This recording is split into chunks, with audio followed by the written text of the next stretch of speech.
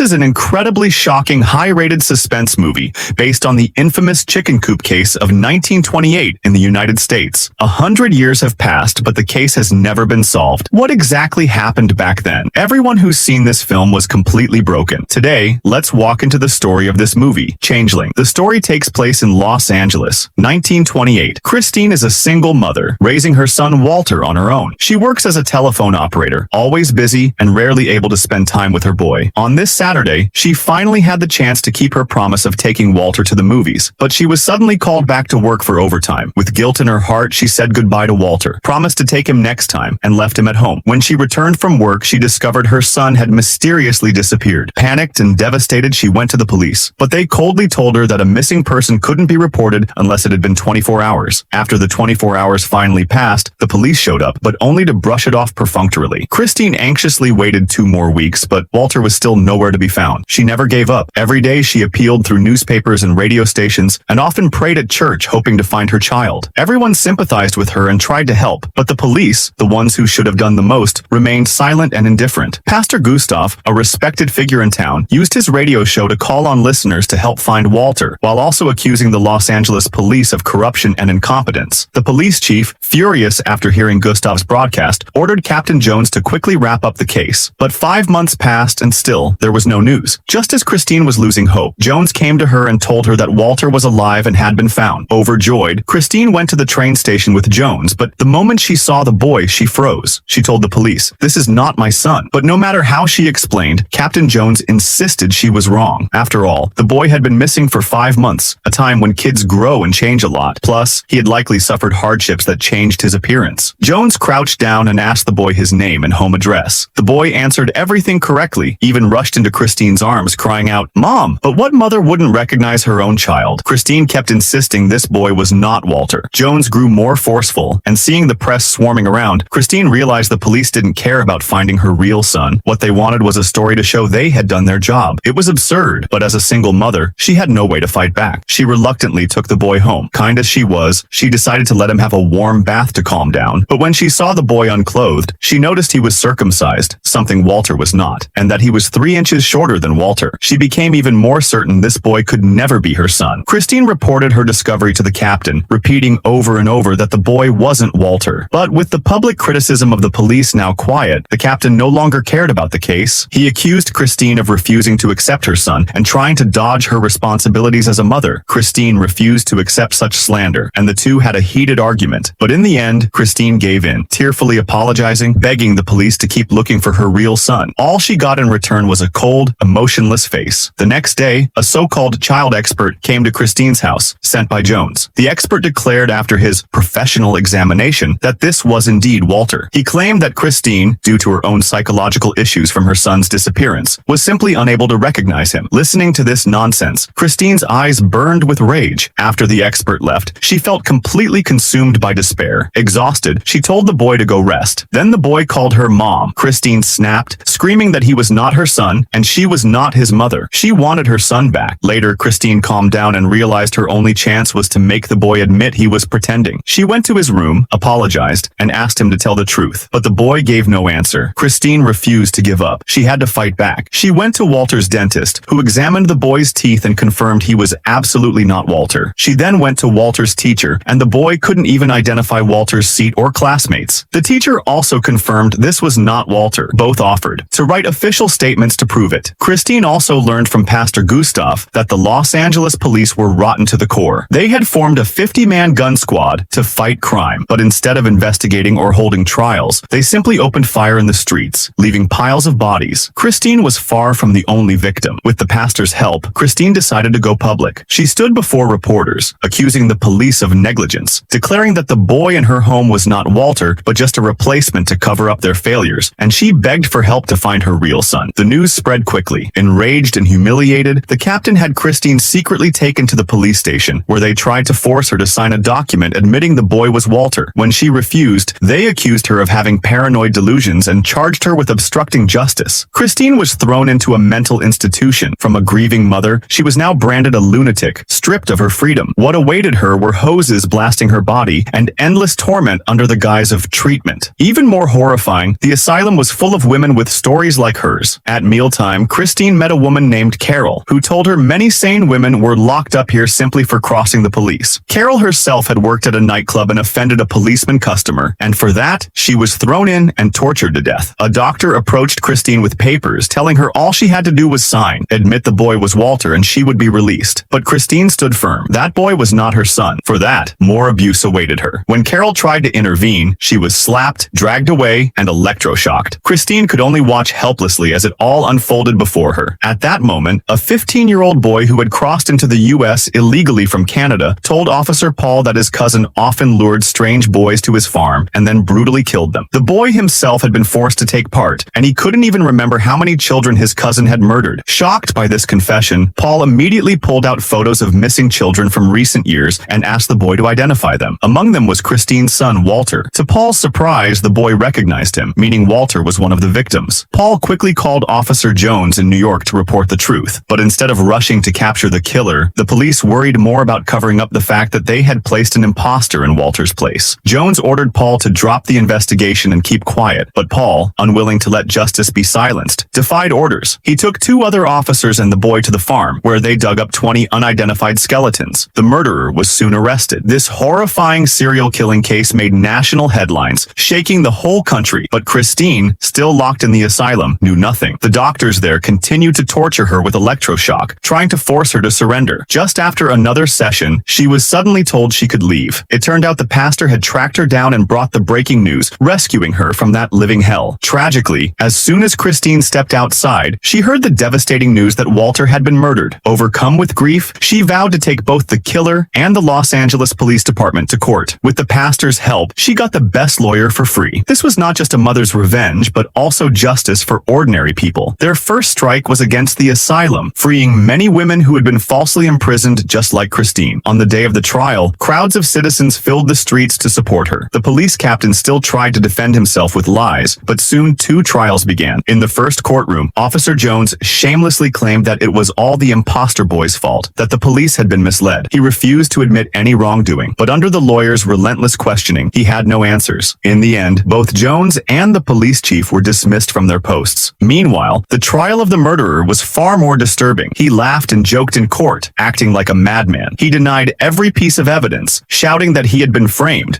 and even broke free of his restraints to lunge at Christine, yelling that he had never seen her son and never killed him. The judge ignored his outbursts and ordered him dragged back. With overwhelming evidence, he was sentenced to hang in 2 years. Christine thought she had no tears left, but when she heard this, she cried again. The killer's final words strangely gave her a faint hope that Walter might still be alive, and she swore not to give up searching. 2 years later, right before his execution, the murderer suddenly asked to see Christine, claiming he would reveal the truth as his last wish. Christine went to the prison, but he only toyed with her, refusing to answer as she demanded again and again, "Did you kill my son?" On the day of execution, the once arrogant killer walked trembling to the gallows. Facing death, he begged for prayers and insisted he had never killed anyone. No one believed him. In front of the victims' families, he was finally hanged. 5 years later, a new twist emerged. A boy who was thought to have died in the murders turned up alive and went to the police with shocking news about Walter. His parents and Christine rushed to the station. The boy said he too had been one of the kidnapped children, but he managed to escape. He revealed that 2 other boys had fled with him, one of them being Walter. He remembered Walter's name clearly because, during the escape, his foot got caught in barbed wire, and Walter, already ahead, ran back to save him. After that, the 3 ran in different directions, and he never knew if Walter and the other boy had been caught again. Afterward, a kind family took him in. He kept quiet all these years, afraid people would blame him for the other children's deaths, and only recently did he find the courage to come forward. Seeing the boy reunited with his family, Christine wept uncontrollably. After so many years, she finally had news of her son. Christine's hope was reignited, and she vowed to keep searching for Walter until her last breath. As she faded from the screen, the film ended. The movie closed on a note of hope, but reality was far harsher. By the time the film was released in 2009, the real Christine had already passed away, never having found her son. The police chief in the real case was ordered to pay her $10,800, but she never saw a cent, and the chief himself lived to 102. Real life was never as kind as the film. In the end, it was nothing but a tragedy. What's your take on this story?